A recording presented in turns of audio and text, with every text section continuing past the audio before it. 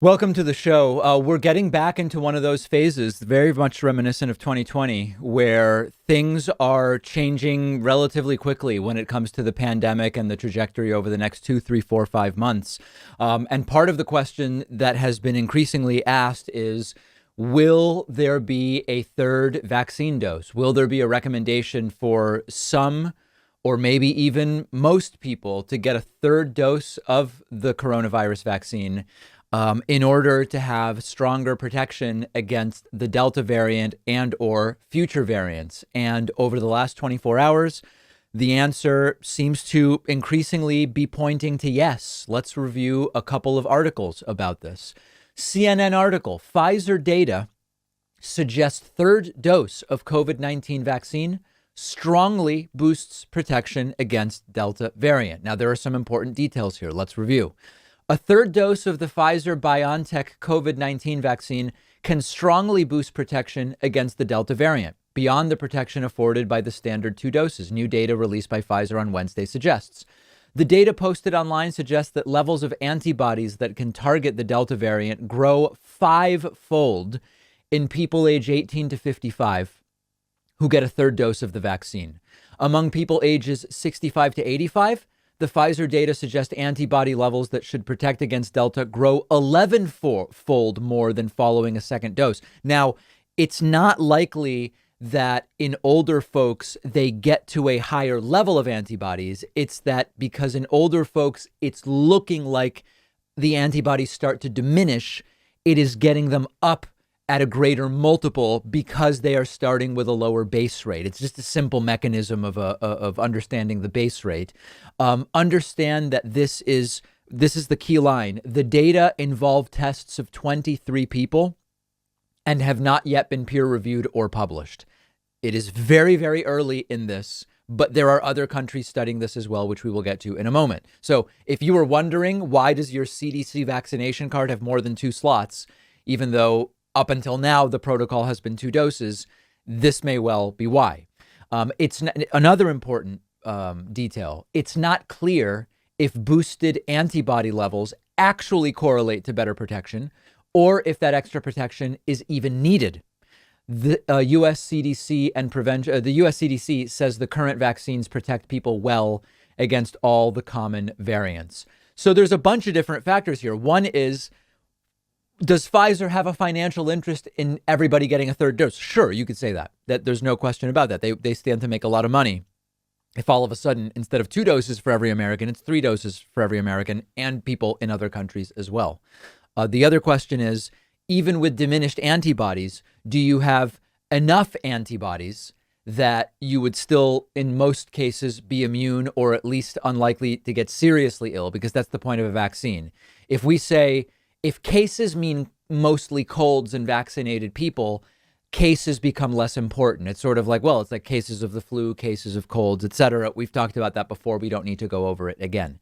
Needless to say, other countries are also investigating this third dose idea, and Israel is going to be moving forward on it.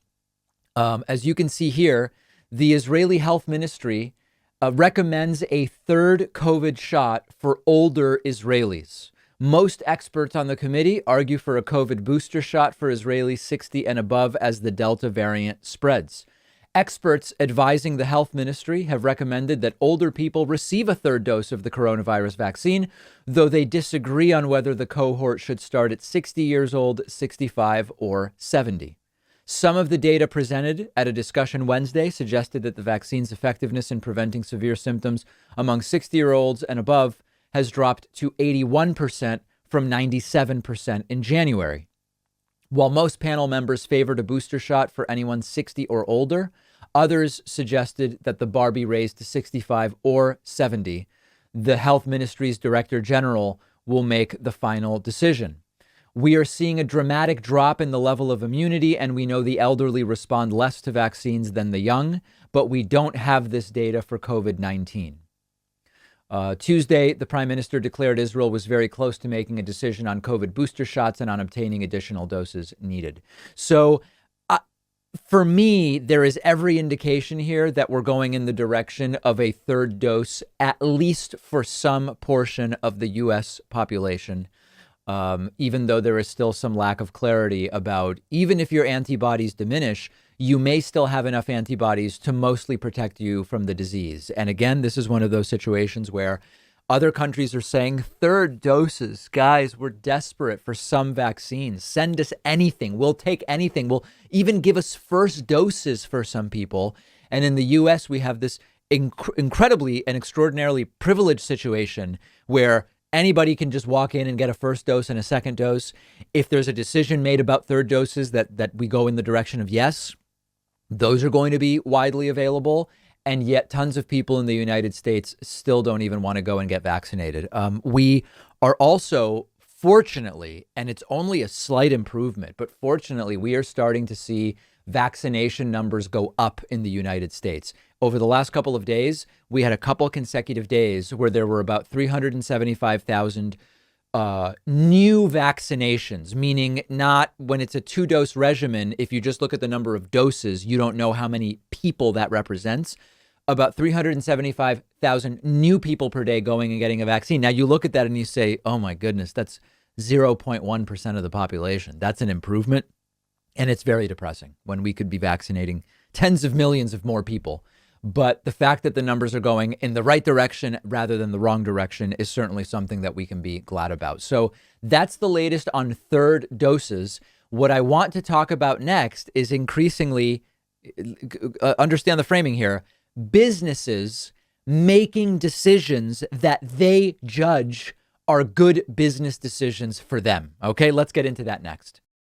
One of our sponsors is CuriosityStream, the subscription streaming service that offers thousands of documentaries from the world's best filmmakers. And right now, CuriosityStream is giving you 25% off, which comes out to just $14.99 a year. CuriosityStream has a bigger selection of documentaries than Netflix, Hulu, or Amazon. I'm always finding documentaries on CuriosityStream that I can't find anywhere else, and they always have the newest and most critically acclaimed titles. I just finished watching Autonomy, which is all about self-driving vehicles and emerging technology that's going to have a big impact on our economy, on our political system. I can watch CuriosityStream on all of my devices. They have documentaries on politics, economics, history, technology, psychology, you name it. And when you go to curiositystream.com/Pacman, my audience will get 25% off. That makes it $14.99 a year. Not a lot of money for the amount of enjoyment that I know you will get from CuriosityStream. And the link is right underneath this video.